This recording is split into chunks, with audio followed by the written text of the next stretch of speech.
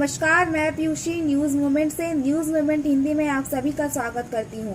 आइए बढ़ते हैं कुछ खबरों की ओर।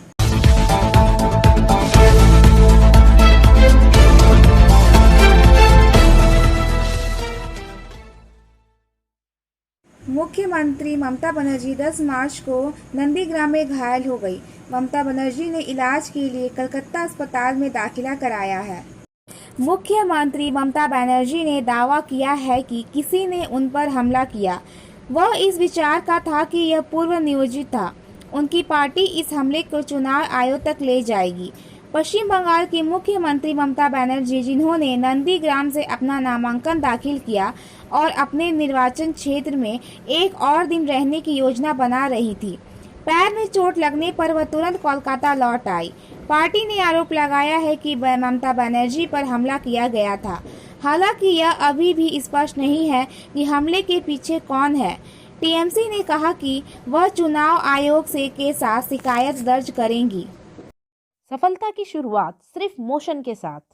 Motion open scholarship test for class 7th to 12th student.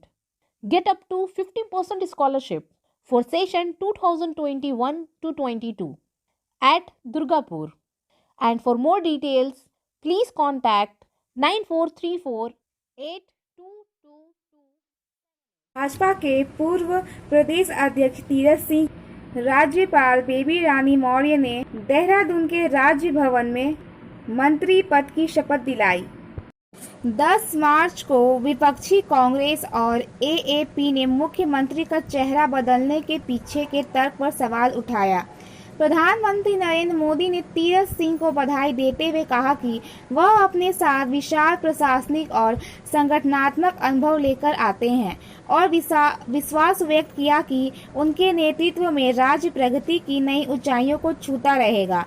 Party अध्यक्ष जेपी नड्डा ने भी विश्वास व्यक्त किया कि वह प्रधानमंत्री नरेंद्र मोदी के मार्गदर्शन में विकास के नए आयाम स्थापित करेंगे और केंद्र के जन समर्थक कार्यक्रमों का लाभ सभी तक पहुंचाएंगे। विधानसभा चुनाव के मद्देनजर पश्चिम बर्धमान और पुरुलिया जिला को जोड़ने वाली सुभाष सेतु के दोनों ओर कुल्टी थाना के सांग तोड़िया, फांडी चेक नाका और नितुड़िया चेक नाका पर वाहनों की लगातार जांच जारी है। मिली जानकारी के अनुसार नितुड़िया चेक नाके पर थाना क्षेत्र की सीमा में प्रवेश करने वाले सभी चौपहिया वाहनों के नंबर तथा उनके संबंधित व्यक्ति का मोबाइल नंबर दर्ज किया जा रहा है। उसके साथ ही 2 पहिया चौपहिया वाहनों की डिक्की की भी जांच की जा रही है। इधर सांग तोड़िया चेक नाके पर भी वाहनों की डिग्गी खोलकर जांच किया जा रहा है। चुनाव को लेकर पुलिस काफी चौकस दिखाई पड़ रही है।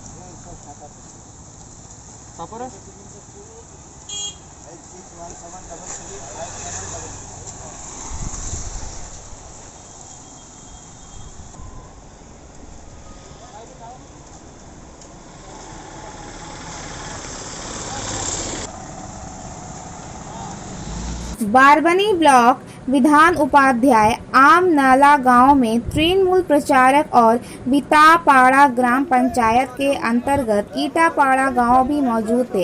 स्थानीय तृणमूल कार्यकर्ता भी मौजूद थे। बारबनी ब्लॉक अध्यक्ष असीत भी मौजूद थे।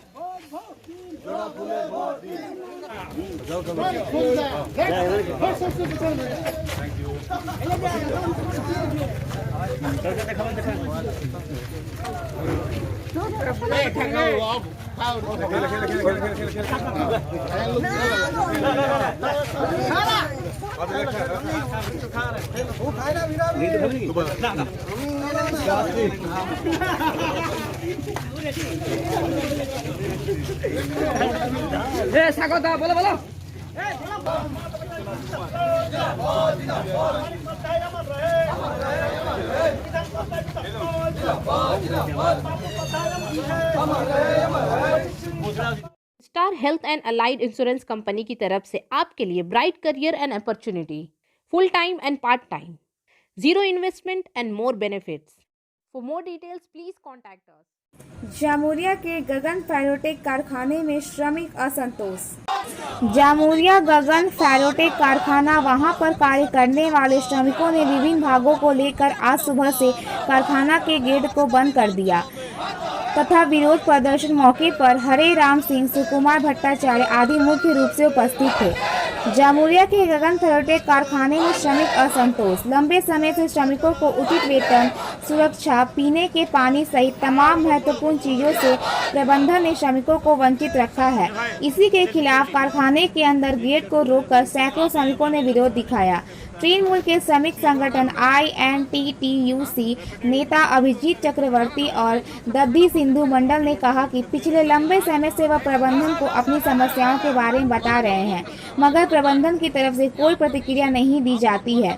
श्रमिकों पर मानसिक अत्याचार किया जाता है। 8 घंटे के बजाय 12 घंटों तक काम करवाया जाता है। श्रमिकों के पास ना तो कोई परिचय पत्र है और ना ही कोई नियुक्ति पत्र। कारखाने में पीने के पानी की भी व्यवस्था नहीं है, जिससे श्रमिकों को हमेशा पेट की बीमारी लगी रहती है। श्रमिकों को मास्क, हेलमेट भी नहीं दिए जाते। इससे श्रमिक असुरक्षित महसूस कर रहे हैं। विरोध करने पर उनको पुलिस का डर दिखाया जाता है। लंबे समय से उनको सरकार निर्धारित वेतन न मिलने से बहुत आर्थिक संकट से जूझ रहे हैं। घटना की खबर पाकर पुलिस मौके पर पहुंच गई। इस संदर्भ में कारखाना प्रबंधन की कोई प्रतिक्रिया नहीं मिली।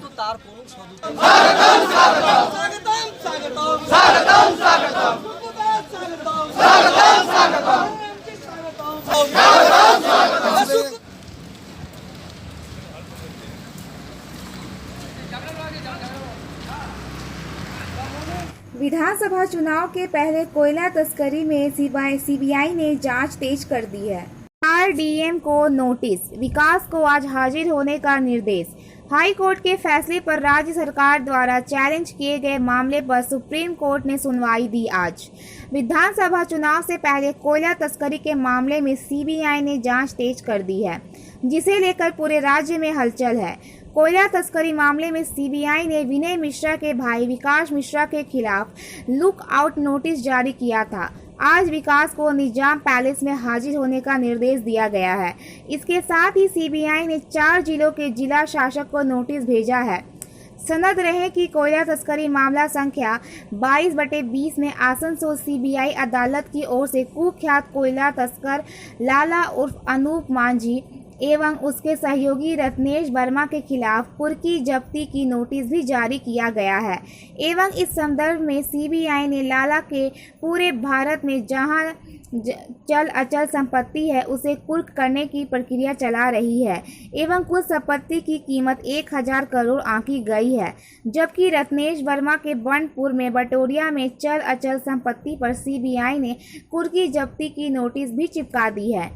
सदर रहे कि सीबीआई सूत्रों के मुताबिक कोयला तस्करी का मामला 20,000 करोड़ का आंका गया है, जबकि इस मामले में सीबीआई को त्रिंका के राज्य महासचिव विनय मिश्रा की तलाश एवं सीबीआई ने विनय मिश्रा के खिलाफ गौ तस्करी मामले में ओपन वारंट आसनसोल सीबीआई अदालत से हासिल कर लिया है एवं इंटरपोल के माध्यम से रेड कॉर्नर नोटिस जारी कर विनय मिश्रा को बहुत जल्द गिरफ्तार करेगी। पश्चिम बंगाल और असम में विधानसभा चुनाव 27 मार्च से शुरू होंगे। SKM ने यह भी कहा कि आंदोलन में अपने प्राण न्यौछावर करने वाले किसानों की संख्या मंगलवार को 280 से अधिक हो गई। किसान नेता दर्शनपाल सिंह ने एक बयान में कहा कि यह यात्रा 3 दिन की होगी, जो 12 मार्च से शुरू होगी। पाल ने कहा कि टीम में 4-5 सदस्य होंगे, जिनमें वह और योगेंद्र यादव भी शामिल होंगे। केंद्र सरकार के 3 कृषि कानूनों के खिलाफ प्रदर्शन की अगुवाई कर रहे संयुक्त किसान मोर्चा (SKM) ने कहा कि वह पश्चिम बंगाल और असम में एक टीम भेजेंगे, जो इन दोनों राज्यों में होने वाले चुनावों में लोगों से किसान विरोधी भाजपा को वोट न देने की अपील करेंगे। पूर्व के एक बड़े व्यापारी को अपराध के लिए गिरफ्तार किया गया। व्यापारी का नाम पवन बंसल है। लगभग 6 करोड़ के जीएसटी का भुगतान न करने का आरोप। उन्हें बुधवार को दुर्गापुर में अतिरिक्त मुख्य सत्र न्यायालय में पेश किया गया। पूर्वी क्षेत्र के एक बड़े पैमाने पर व्यापारी पवन बंसल आसनसोल, दुर्गापुर औद्योगिक क्षेत्र सहित आसपास के पुरुलिया और बांकुड़ा जिलों में मध्यम आकार के कारखानों में उत्पादित पिग आयरन को बेचने के लिए कई वर्ष से शामिल हैं। सीमा शुल्क कार्यालय के एक स्रोत के अनुसार पवन जैसे स्पंज आयरन और स्पंज आयरन व्यापारियों के कई सर्कल विभिन्न तरीकों से जीएसटी और अन्य कर्तव्यों का लाभ उठा रहे थे। दुर्गापुर जीएसटी आयुक्त कार्यालय के अनुसार पवन भी इस तरह के चक्र का एक पांडा है। पिछले कुछ वर्षों में पवन की कंपनी TK 80 करोड़ मूल्य के पिग आयरन का व्यापार कर रही है। हालांकि कंपनी उस व्यवसाय के लिए सरकार की वजह से जीएसटी का लाभ उठा रही थी। कुछ दस्तावेज कस्टम अधिकारियों के संज्ञान में भी आए हैं कि पवन और लोहा व्यापारी जैसे फर्जी कंपनियों के जरिए करोड़ों रुपए का कारोबार कर रहे हैं। जीएसटी सीमा शुल्क खुफिया शाखा को पवन के अवैध कर चोरी के बारे में जानकारी मिली है। बाद में उसे गिरफ्तार कर लिया गया। व्यवसायी समुदाय इसे राज्य सरकार की बेईमानी कर चोरों पर कार्रवाई की बड़ी उपलब्धि के रूप में देखता है। जिले में वामे ने दिए हैवीवेट उम्मीदवार। नंदीग्राम में टकार योगी आसनसोल की बेटी वाम मोर्चा ने बुधवार को राज्य के अन्य सीटों के लिए अपने उम्मीदवार की घोषणा की। पश्चिम वर्धमान जिले में 5 सीटों पर वाम मोर्चा चुनाव लड़ेगी। इससे स्पष्ट हो गया है कि बाकी 2 सीटों पर इंडियन सेक्युलर फ्रंट उम्मीदवार उतारेगी। 9 में से 2 पर कांग्रेस ने पहले ही उम्मीदवार की घोषणा कर दी थी। जिले में जामुरिया से हैवीवेट ओइशी घोष को वामे ने उम्मीदवार बनाया है। वह जेएनयू छात्र संघ की प्रमुख है। वहीं दुर्गापुर पूर्व से DYFI के पूर्व प्रदेश अध्यक्ष आभास राय चौधरी को प्रार्थी बनाकर लड़ाई को रोमांचक बना दिया है। वहीं आसनसोल की बेटी मीनाक्षी मुखर्जी नंदीग्राम में दिग्गजों से टकराएगी। नंदीग्राम से एक ओर मुख्यमंत्री ममता बनर्जी चुनाव लड़ रही हैं, तो दूसरी ओर भाजपा के हैवीवेट शुभेंदु अधिकारी मैदान में हैं। मीनाक्षी मुखर्जी कुल्टी की निवासी हैं। वह DYFI की प्रदेश अध्यक्ष भी हैं। पांडेश्वर सुभाष बावरी, रानीगंज हेमंत प्रभाकर, जामुरिया ओइशी घोष, आसनसोल दक्षिण प्रशांत घोष अधिवक्ता, दुर्गापुर पूर्व आभास राय चौधरी। पूर्व रेलवे आसनसोल मंडल अपने यात्रियों की सुविधा का ध्यान रखता है।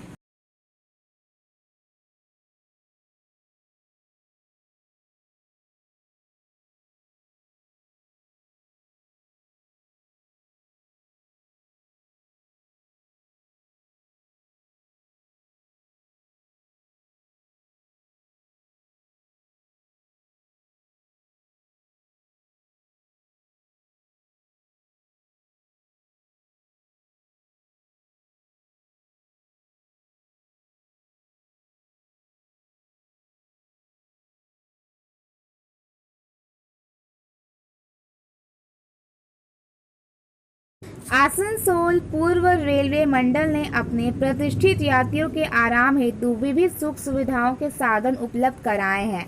यह मंडल वृद्ध और बच्चों के आराम का भी ध्यान रख रहा है।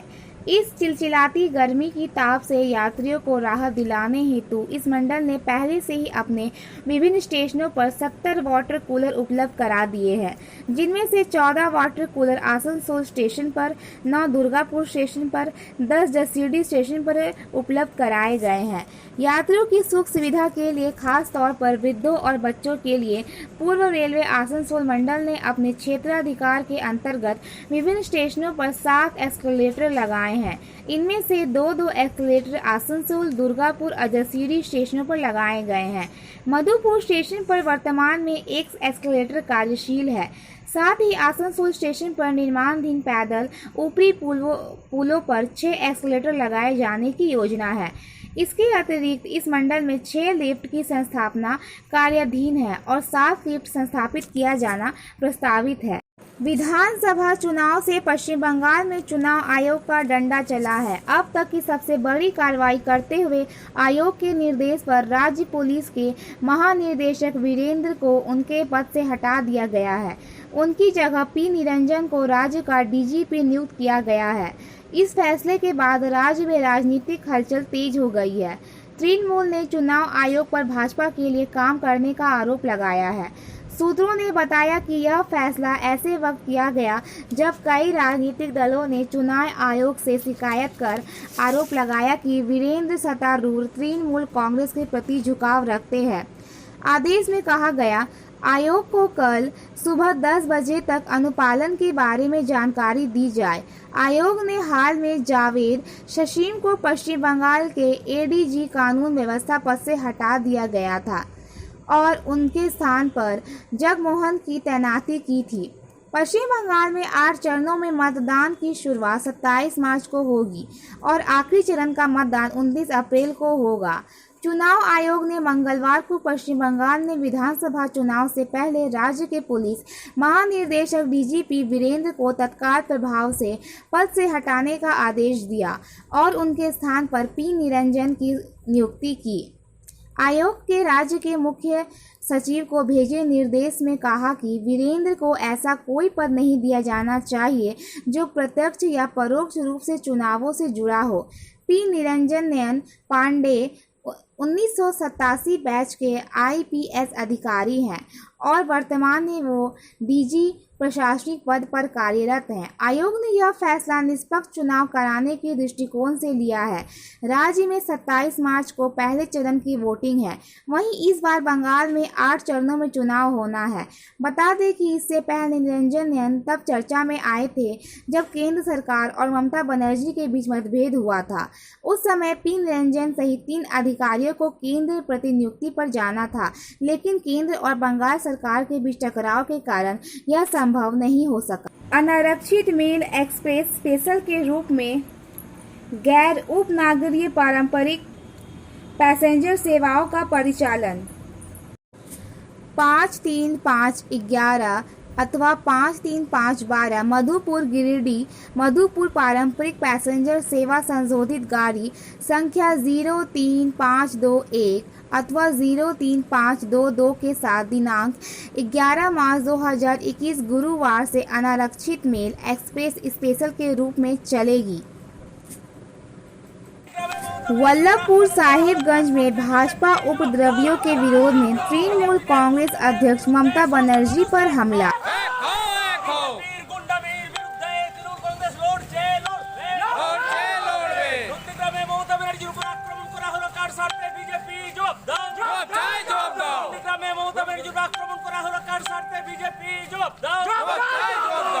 গুন্ডামি করে বাংলা দখল করতে দিচ্ছি না দেবো না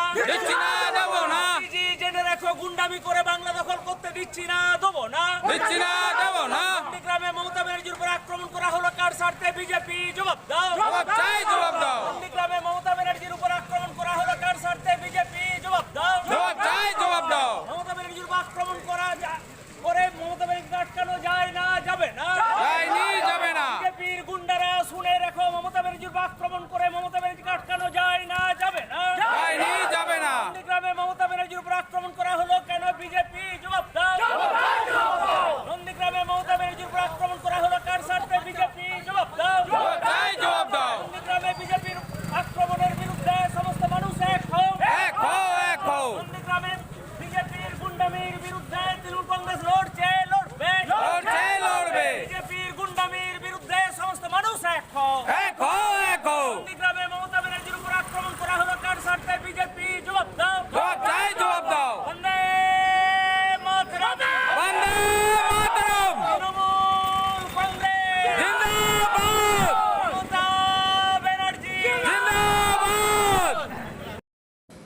आज का सुविचार।